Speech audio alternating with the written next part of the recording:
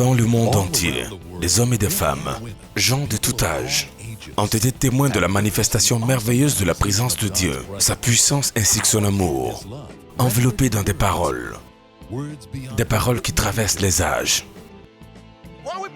Pourquoi est-ce que nous prêchons comme cela? Pourquoi est-ce que nous voyageons dans le monde entier pour prêcher l'évangile? Parce que Jésus revient bientôt. Et il nous a laissés avec un message, afin qu'on le dise à ceux qui ne le savent pas. Un message pour le monde entier. Ce message de la foi en Dieu et de sa parole infaillible a apporté des changements dans la vie de milliers dans le monde entier. Un développement qui entraîne beaucoup plus à de telles rencontres avec l'homme de Dieu, sachant que leur vie ne sera plus jamais la même. Nous avons le plaisir de vous présenter une rencontre spéciale tenue avec notre homme de Dieu, Pasteur Chris. Pasteur Chris, des enseignements de valeur. Ce message particulier parle de l'homme, Jésus, sa passion et sa compassion. Frères et sœurs, il y a un seul médiateur entre Dieu et les hommes. C'est l'homme, Christ Jésus. Le pasteur Chris a enseigné sur la vie de Jésus, son amour liquide, la réalité du pardon et le don gratuit de la justice. Il s'agit de Jésus et de son amour liquide. Et donc ça me donne la confiance. Partout, tous les jours, je suis ce que Dieu dit que je suis. Maintenant, la responsabilité qu'il nous a tous confiée deviendra encore plus claire pour vous. La grande commission qu'il nous a confiée, celle de faire voir tous les hommes et de les faire parvenir à la lumière glorieuse de l'Évangile. Vivez pour Jésus et soyez-en fiers. Vivez. Et soyez fiers de votre association avec lui. Ne cachez pas votre Bible. N'ayez pas honte de Jésus. N'ayez pas honte de vous identifier avec Jésus-Christ. N'ayez pas honte. En écoutant cet enseignement sur l'homme, le message et le mandat, l'amour du Père pour tous les hommes deviendra palpable et vous serez inspiré pour accomplir de plus grands exploits dans la propagation de l'Évangile. L'homme, le message et le mandat. Est-ce que vous êtes toujours là? Oui. Le pardon est en Jésus. Il est venu avec le pardon. Il est le seul qui a pu le faire. Pensez-y. Nous avons parlé de ça la nuit dernière. Il était sur la croix. Ceux qui l'avaient capturé et ses accusateurs étaient là. Ils ont mis la main sur lui. Ils l'ont fait coucher. L'ont cloué à la croix. L'ont relevé sur cette croix. Craché sur lui. Pendant qu'il disait toutes ces choses terribles contre Jésus, il était suspendu sur cette croix, en expérimentant cette douleur exponentielle. Il les a regardés avec un amour liquide. Il a dit, Père, pardonne-leur, car ils ne savent pas ce qu'ils font. Personne n'avait jamais fait cela. Personne n'avait jamais fait cela. Non. Mais Jésus, lui, l'a fait. Jésus l'a fait. Il a prouvé qu'il pouvait pardonner. Et ça, ce n'était pas un pardon politique. C'était réel. C'était réel. Parce que, regardez ceci. C'était très important. Il avait la puissance pourtant. Il avait la puissance. Il parlait à Dieu. Et il a dit, pardonne-leur. Ils ne savent pas ce qu'ils font. Donc Jésus a amené le pardon. Il a rendu cela possible. Il a rendu le pardon possible. Cela veut dire que vous pouvez avoir un rapport selon lequel vous n'avez jamais péché. N'est-ce pas merveilleux? Devant Dieu, vous pouvez avoir un rapport comme si vous n'aviez jamais péché.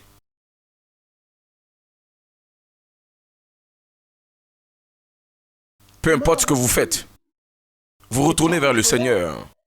Et dans l'amour, vous êtes lavé, vous êtes purifié, comme si vous n'avez jamais péché. Le pardon est disponible tous les jours. Sans le sacrifice de l'agneau, sans tuer un bélier, sans verser à nouveau du sang. Le pardon qui est réel, vrai, puissant, Tout ça est en Jésus. Et donc, nous allons prêcher non seulement la rémission des péchés, mais le pardon également des péchés. Parce que les péchés sont enlevés en Christ Jésus par son sang, mais son pardon est disponible tous les jours. Pour ces petites choses stupides que vous faites, il dit, vous êtes pardonnés. Dieu ne compte pas vos péchés contre vous.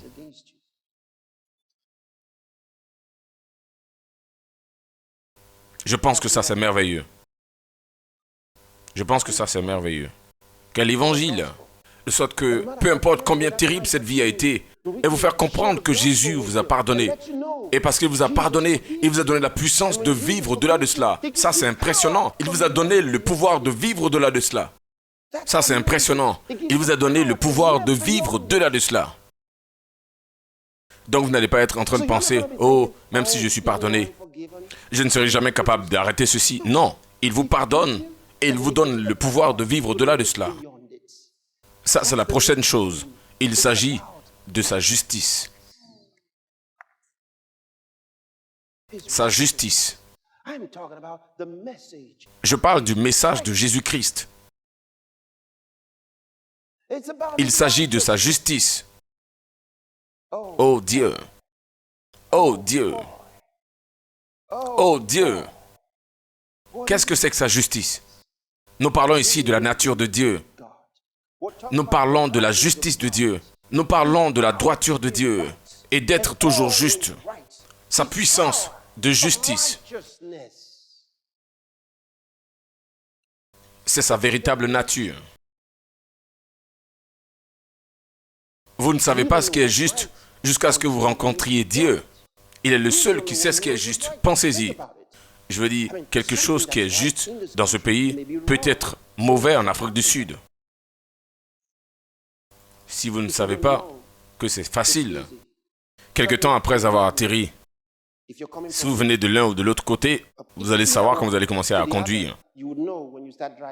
Ou quand vous montez dans une voiture et que vous êtes du mauvais côté de la route. Si vous avez été là-bas, vous savez ce dont je parle. Vous conduisez du côté droit de la route et ils conduisent du mauvais côté de la route. Remarquez, je n'ai pas dit le côté gauche, mais j'ai dit le mauvais côté de la route et vous êtes du côté droit de la route. Vous voyez? Et lorsqu'ils viennent de là à l'autre côté, ils se demandent pourquoi vous êtes de l'autre côté. Ça, c'est comme ça que les choses sont dans beaucoup de pays. Donc, quelque chose peut être bon dans un gouvernement et être mauvais dans l'autre. D'accord? Donc, vous ne savez pas jusqu'à ce que vous sachiez ce qui est mauvais. Donc, Dieu est le seul qui peut nous dire ce qu'il accepte comme bon et ce qu'il rejette comme mauvais.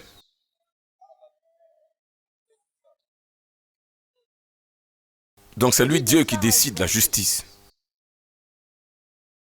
Et pour être capable de vous tenir devant Dieu, sans non seulement la culpabilité, mais sans également le sens de la culpabilité, la condamnation, l'infériorité.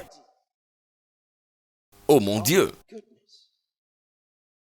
Ça, c'est la capacité de vous présenter devant lui avec votre vie indiquant sa justice dans la louange et l'adoration.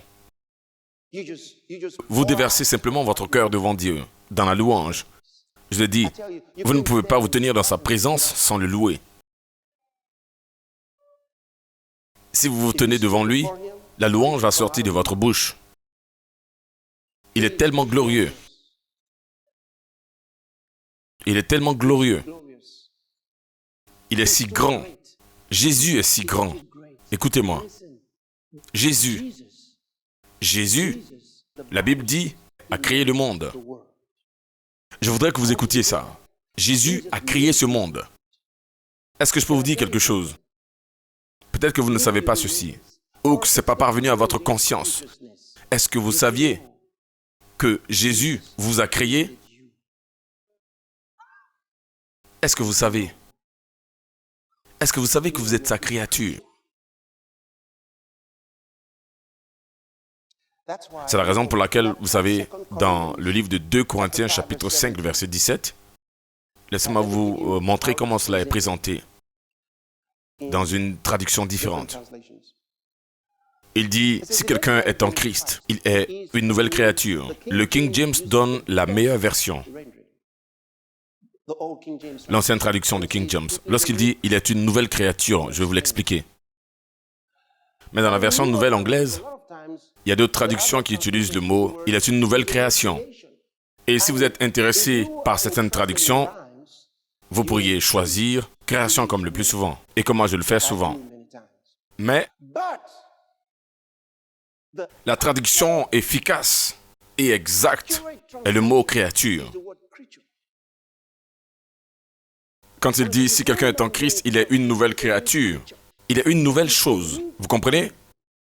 Il ne s'agit pas de la création, mais une nouvelle chose, une créature, quelque chose de fait, quelque chose de fabriqué, il est une créature. Donc il a utilisé le thème créature pour dire que cette chose est indescriptible. C'est une créature. Il dit, j'ai vu une créature. C'est un animal. Est-ce que vous comprenez ce que je suis en train de dire? D'accord. C'est une nouvelle espèce. Et dit, je ne sais pas vraiment ce que c'est chose, excepté que par la lumière de la lumière. Donnez-moi de la lumière pour que je puisse voir réellement ce que c'est que cette créature. Vous vous imaginez? C'est la nuit. Et vous voyez quelque chose en train de bouger. Et on vous dit, qu'est-ce que c'est que ça? Vous dites, donnez-moi de la lumière. Qu'est-ce que vous voyez? Je vois une créature de quelques espèces. Vous voyez, je suis incapable de décrire ce que je vois. Mais c'est une créature d'une certaine espèce. Vous ne dites pas, vous voyez une création. Non, c'est une créature. C'est une chose vivante d'une certaine espèce. Et vous avez besoin de lumière pour être capable de la décrire, pour dire exactement ce que c'est. Dans le règne de l'esprit, lorsque nous sommes nés de nouveau, est-ce que vous m'entendez? Nous sommes sortis de Dieu en tant qu'une nouvelle créature. Une créature née, bâtie et créée par Dieu. Alléluia. Quelque chose de différent. Une nouvelle espèce. Un nouveau type d'homme. C'est comme ça que Jacques l'a vu. Il a dit un nouveau type d'homme. Gloire à Dieu. C'est une nouvelle créature. Quelque chose de différent. Frère, ne te trompe pas toi-même par ce à quoi tu ressembles à l'extérieur. Ton corps n'est que ta maison. C'est ton domicile. Ça, c'est juste le lieu où tu vis. Ce n'est pas toi. Il y a quelque chose de plus glorieux, quelque chose de plus riche, quelque chose de plus pourvu à l'intérieur des recoins de ce corps. Est-ce que quelqu'un peut crier Amen? Alléluia.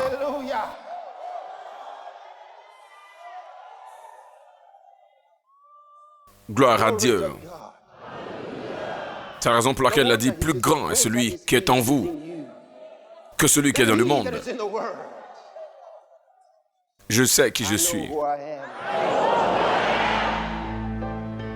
Restez connectés. Le pasteur Chris revient dans un instant. Voici venu le temps fixé pour vous. Le temps pour l'accomplissement de ce passage de l'Écriture dans votre vie et ministère. Et les fils de l'étranger rebâtiront tes murs, et leurs rois te serviront.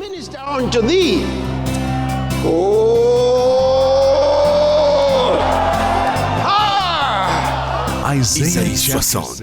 Saisissez et appropriez-vous de ce message prophétique donné par le prophète Isaïe dans votre vie et votre ministère aujourd'hui. En regardant et méditant sur ce message opportun.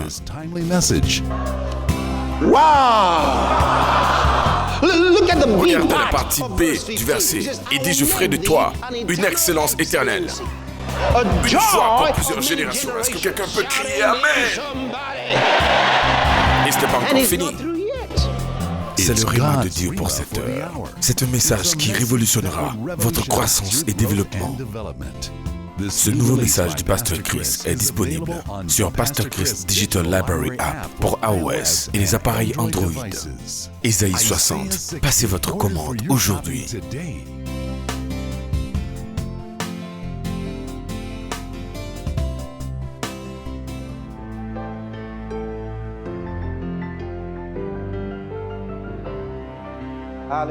Alléluia. Oui. Quel message. Il s'agit de sa justice. C'est l'expression de son cœur. Oh Dieu, oh Dieu, sa sainteté, sa véracité, sa lumière, toutes les choses qui sont consistantes avec son cœur. Il est venu en Jésus et il m'a donné ce cœur. Maintenant, nous avons le cœur de Christ. Ce cœur est en nous. Nous pensons comme lui. On peut voir à partir de son point de vue. Ses paroles sont en nous. Il nous a créés. Oh.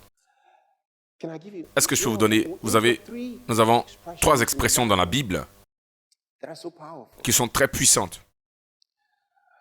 Le premier point, c'est que nous avons été déclarés justes. Déclarés justes. Ça, c'est tellement puissant. Alors, nous sommes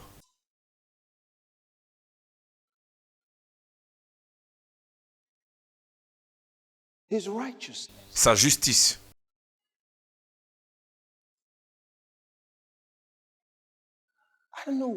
Je ne sais pas si vous avez vraiment pris le temps d'y penser. La différence étonnante entre ces deux faits. Être rendu juste et être sa justice. 2 choses différentes. De ce que j'ai été rendu juste.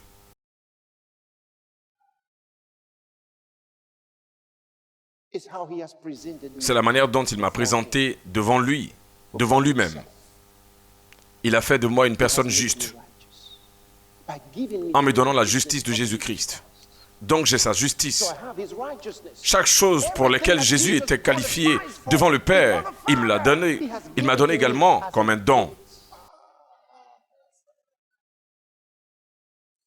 Mais maintenant, il a fait de moi un juste.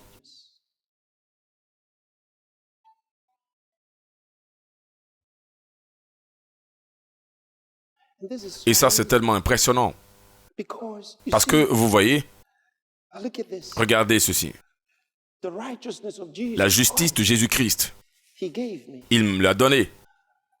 Donc, je ne me tiens pas dans ma justice, mais je tiens dans la justice de Jésus-Christ.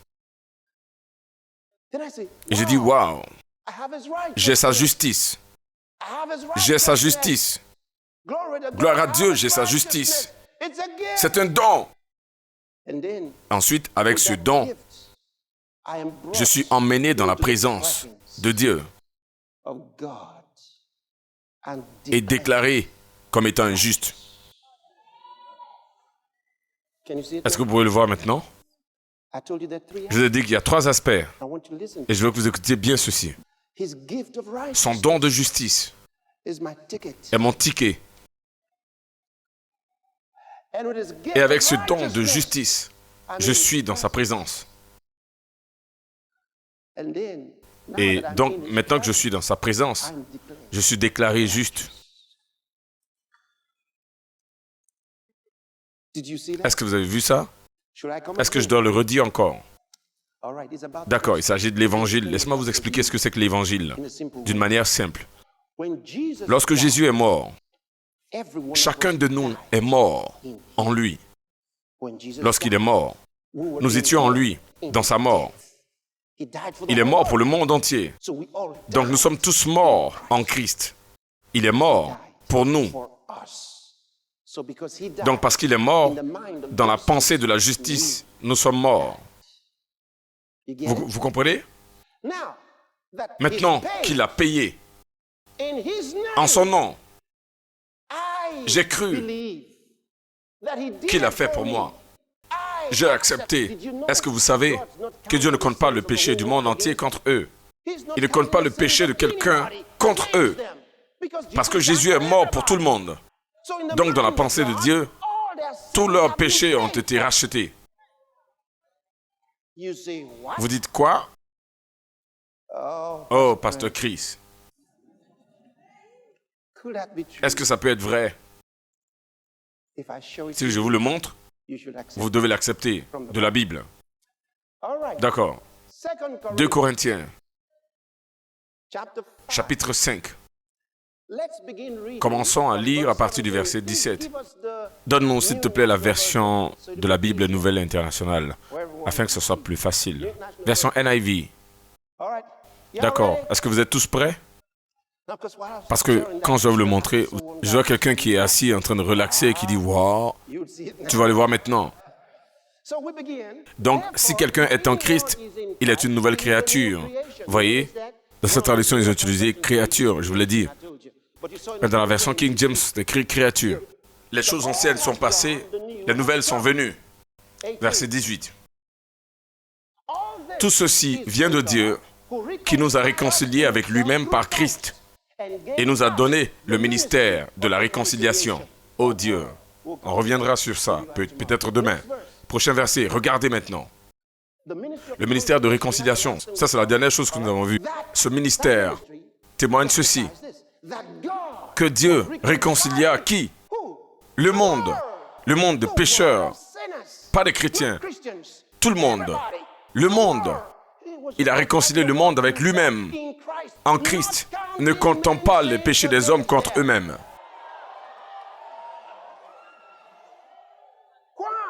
Pourquoi? Parce qu'il a tout mis les péchés des hommes sur Jésus.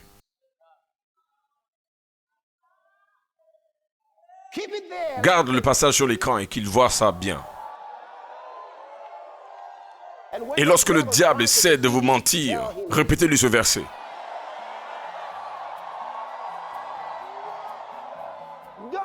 Dieu était en Christ, réconciliant le monde à lui-même, n'imputant point les péchés des hommes contre eux. Et il nous a confié le message de la réconciliation. Qu'est-ce que cela veut dire? Il a dit, allez dire à tout le monde, je ne suis pas fâché contre eux. Dites-leur que j'ai payé pour eux au nom de Jésus. C'est ça l'évangile. C'est la raison pour laquelle c'est appelé évangile, bonne nouvelle. Vous dites bonne nouvelle à tout le monde. Dieu n'est pas contre vous. Il ne vous impute pas vos péchés contre vous. Donc vous dites, donc, est-ce que tu es en train de dire qu'on peut continuer dans nos péchés? Non. Il a emmené un don. Il y a un don pour vous. Un don. Romains chapitre 5, verset 17. Voyons voir cela.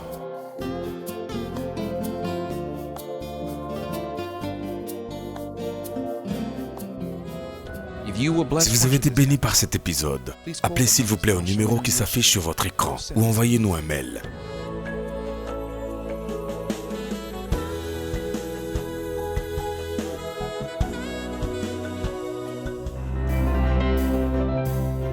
Lorsque la parole de Dieu vient dans votre vie, elle illumine votre monde et révèle la grandeur qui est en vous.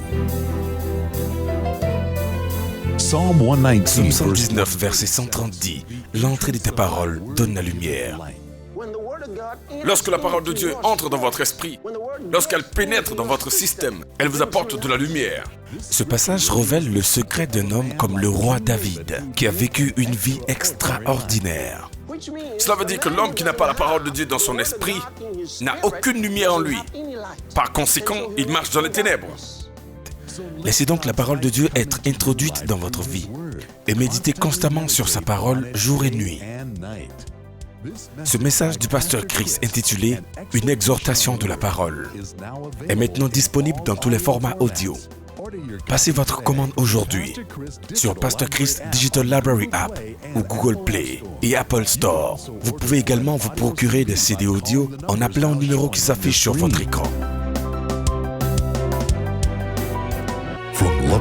Love World Media présente la vidéo inédite de la puissance de miracle de Dieu, de notre homme de Dieu, Pasteur Chris.